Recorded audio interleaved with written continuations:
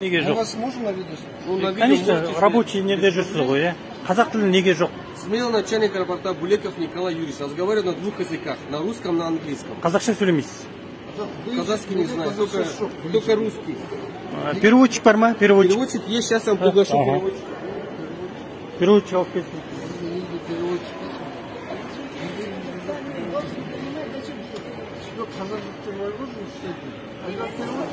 Переводчик келсін.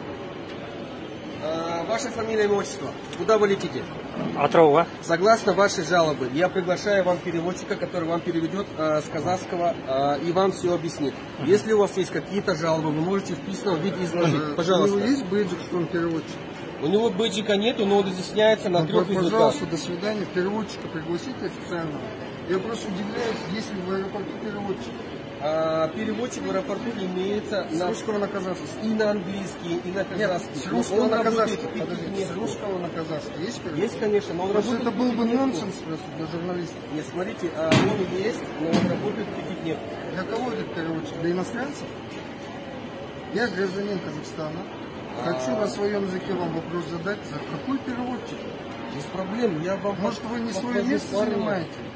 Этот парень, у него другие обязанности. Он не имеет права переводить текст. Вы сидите человека с бейджиком. Так. Так. Живет в Казахстане, Так. мы должны знать казахский язык.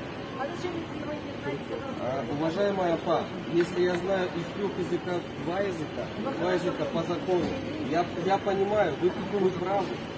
По закону, по понятиям, может? Нет, стоп, по понятиям мы работаем да, по... Ну какой закон, скажите, где вы должны знать 2 языка и не государственные? Какой закон? Вы поймите правильно, если я понимаю ваше недовольство, если я... Қазақша нет, сұрақ қойсақ, нелерге ешкім жауап бермейді да бізге. Написал, изложил, объяснил. Кто? Вот представители компании конкретно парень. Ага. Как не было, они здесь постоянно находятся. Жоқ, басында. Которые написали уже оплату, специально записали. Пожалуйста. Приходила.